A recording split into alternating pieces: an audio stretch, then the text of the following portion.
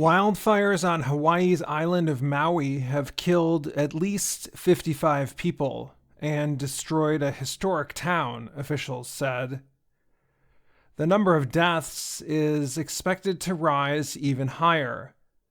Officials said it will take years to rebuild Lahaina, the one-time capital of the former Kingdom of Hawaii. Governor Josh Green said the fire was the worst natural disaster in the state's history, making thousands of people homeless and burning as many as 1,000 buildings. In 1960, a tsunami killed 61 people in the state. It's going to take many years to rebuild Lahaina, Green said at a Thursday news conference.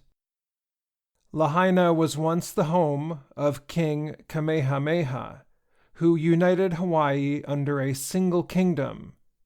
Kings and queens are buried on the grounds of the 200-year-old stone Waiола Church, one of the burned sites.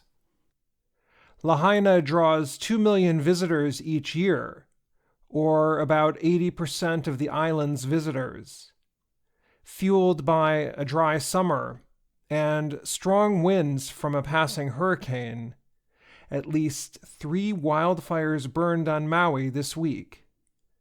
Maui Fire Department Chief Brad Ventura said one fire moved so fast that it was impossible to warn people of the emergency. What we experienced was such a fast-moving fire. They were basically self-evacuating with fairly little notice, Ventura told the Associated Press. Thousands of visitors and locals were evacuated from the western side of Maui, which has a year-round population of about 166,000. Locals sheltered on the island or the neighboring island of Oahu, and visitors gathered in Kahului Airport, waiting for flights back home. Some people fled the immediate danger by jumping into the Pacific Ocean. Among them was Wisei Fongtsalinkam, a visitor from Fresno, California. He said his family was trapped in a car as the fires neared, forcing the family to jump in the water. They held on to pieces of wood to stay above water. We floated around for 4 hours, the man told Reuters from an emergency shelter. It was a vacation that turned into a nightmare. I heard explosions everywhere. I heard screaming, and some people didn't make it. I feel so sad, he said. Many survivors suffered burns and other injuries. It was so hot all around me. I felt like my shirt was about to catch fire, said Nicoangelo Knickerbocker, a 21-year-old from Lahaina. Knickerbocker heard cars and a gas station explode. He fled from the town with his father and the family dog. It sounded like a war was going on, he said. Officials said Thursday that they have contained about 80% of the Lahaina fire. There was no immediate estimate for others. However, experts say the fires are likely to change Hawaii in unwanted ways. They include a threat to coral reefs, drinking water, and its soil. Wildfires, often caused by record-setting heat, have become more common around the world this summer. They forced the evacuation of tens of thousands of people in Greece, Spain, Portugal, and other parts of Europe. In Western Canada, several unusually severe fires sent clouds of smoke over a large part of the United States, polluting the air. I'm Dan Friedel. Throughout history, technological progress has brought new wealth, but has not always improved people's lives. Economists now say it is not clear whether artificial intelligence, AI, will help or hurt society. Simon Johnson teaches economics at the Massachusetts Institute of Technology near Boston. He said, AI has a lot of possibilities, but he added, we are at a fork in the road.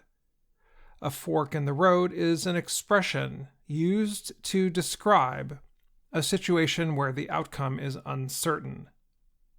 McKinsey is a business consulting company. It said AI could add between $14 trillion and $22 trillion of value to the world's economy. Supporters say the technology will create wealth and improve living standards. Some go as far as saying AI will increase people's free time and help them be more creative. But others are worried the technology will lead to lost jobs. They point to Hollywood writers and actors who are worried that they will be replaced by technology.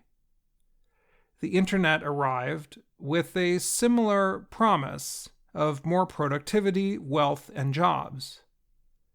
Last month, the French bank Natixis noted in its research that most of the wealth has gone to a few billionaires, and many of the jobs do not require highly paid, skilled workers.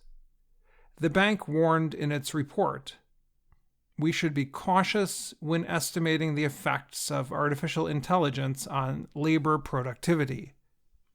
In July, the Organization for Economic Cooperation and Development released its opinion research of 5,300 workers about AI.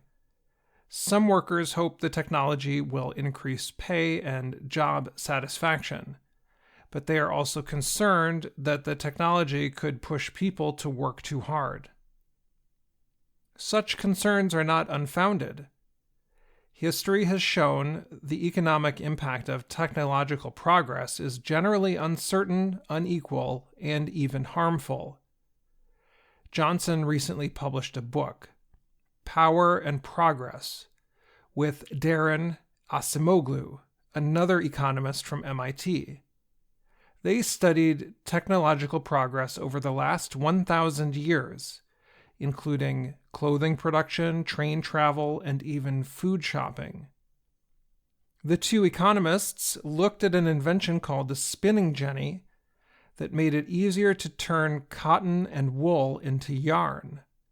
They said the device helped clothing production and created wealth for many people in the late 1700s.